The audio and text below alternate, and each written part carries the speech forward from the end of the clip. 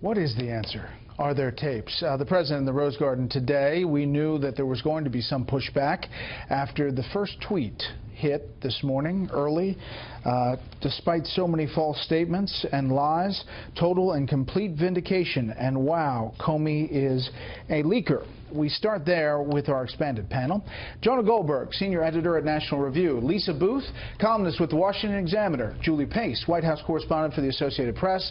And Jeffrey Goldberg, editor-in-chief of The Atlantic. I call this my Goldberg bookend. And we're just in the middle. Yes, but I'll start with the ladies. Thanks for letting us be here, guys. Julie, you were there. What did you think? Well, I think the president does feel vindicated on one front, and that's the fact that James Comey did tell him 3 times that he personally was not under investigation as it relates to the Russian collusion during the election. But obviously, there is a lot that is left on the table here, and we're in a situation right now where, because so many of these conversations were just the president and Comey, it's Comey's word against Trump's. And you heard Trump say he will testify under oath, he will talk to Bob Mueller if he is required. This question about whether there are tapes hangs over all of this. You have to imagine the only kind of rational explanation here is that if he is going to the mat with his explanation that there either are tapes that vindicate him on that front or no tapes exist at all. But again, impossible to get that answer, which is really stunning. You know, you wonder about the PR motions here and the specter of tapes after a big hearing where someone's testifying about alleged obstruction of justice. It just doesn't, it's not a great image. It's called winging it.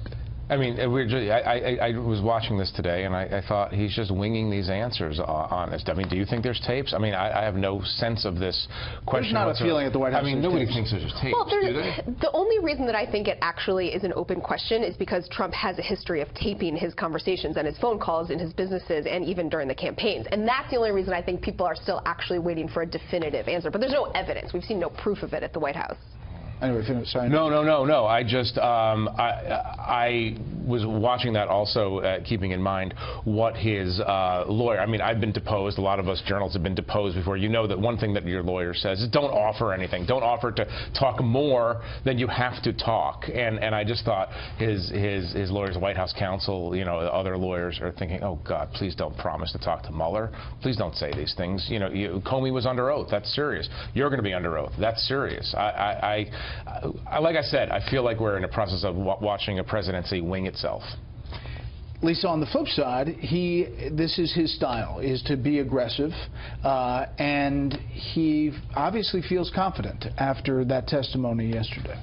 Well, and I think he should feel, I think he should be aggressive in this. I mean, look, what was the worst thing that came out of the hearing for him? That Comey called him a liar the morning of? There was a poll and 70% of Americans didn't believe him in regard to the Russia investigation and other related matters. So that's where he started at the beginning of the hearing. So I don't think Comey calling him a liar is going to do much more in terms of that number. But I also think that everyone else was discredited in the process as well. You look at Comey was discredited. I think his motives should be questioned from the hearing as well. The media as well. And Chris Matthews had said that the Russia-Trump narrative basically fell apart after the hearing, and also the Obama administration as well, with Loretta Lynch and Comey's testimony that she instructed him to use the word matter as opposed to investigation. So I think everyone else is now in muddied waters as well. And 3 things that Comey said that I think should be brought into question.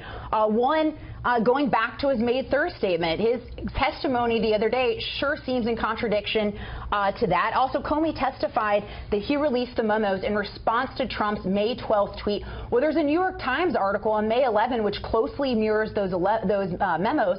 That was the day before Trump tweeted. So we already know that Comey leaked. Was that him? I think it's fair to question that. He also said that no reasonable prosecutor would have brought charges against Hillary Clinton. Well, as Senator Rich pointed out, nobody has ever been prosecuted for hoping something. So I think there are a lot of things to also question the FBI director as well. So, Jonah, on that, the FBI and the Trump administration is going to file through his lawyer a challenge to the DOJ on this releasing of documents. Is that something that's fruitful?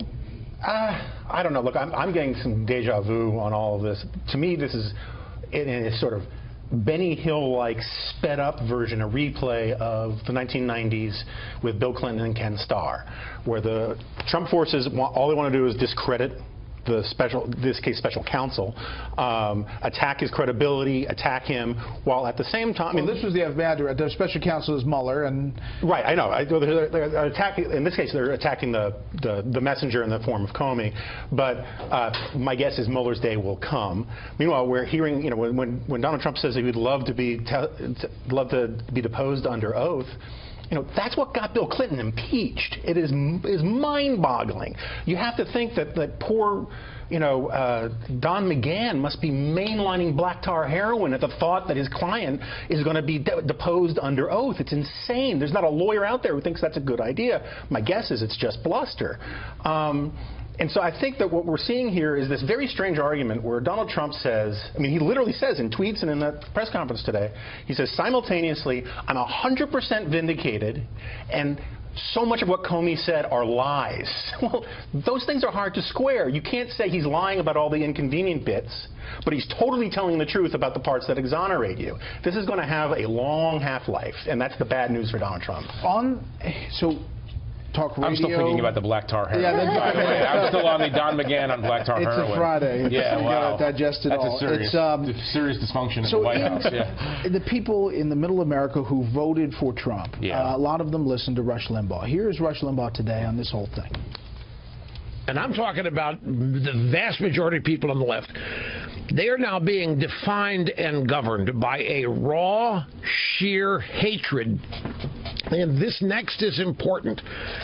That hatred is combined with daily affirmation that the best they've got to get rid of Donald Trump is not working. And that just infuriates them even more. We don't have any crimes. We haven't been told what crimes are being pursued. All we have been is lied to. So there's a lot of feeling, that where's the there? And we don't know what we don't know as we're reporting this. Well, that is the interesting thing. Mueller is going to take a long time. We don't know how long it's going to take to find out what the there is. There's a lot of smoke, and it's a cliche, but sometimes there's often fire. But I'm open to the idea that there's less here than meets the eye. I'm also very much open to the idea that people get in trouble when they try to cover up things that aren't as serious as the cover-up becomes. I just have to, I never thought I would say this, I'm disagreeing with Rush Limbaugh on your show, but I think Jim Comey, and I'm disagreeing with Lisa as well, I think Jim Comey is not discredited in this. I think he came out of this looking fairly straightforward. He looked like he admitting the leaking. First of all, Donald Trump being upset by somebody leaking is a little bit rich. Let's just leave that there. This is a situation in which I think Comey was quite forthcoming, and it's a situation in which the former director of the FBI called the president a liar under oath. That's very novel. That's a very novel experience in American public life. It is, and that was a big moment at the beginning of that hearing, especially as he laid that out. Outside of what he had already testified turning in. I guess the question that kept on coming up, Julie, was that why didn't the FBI director, the same guy who under the Bush administration stood up to power and said this does not stand, why did that same guy not say, Mr. President, this is inappropriate. We need to get the Attorney General back in here. You can't do that. You may not know this, but you can't do that. I think that's where Comey actually was the weakest in the testimony. It was a huge question going in, given everything that had been reported about his interactions, and I don't think we came out of it with any clear answer. He essentially says, I wish I could have been stronger. I wish I could have been more courageous.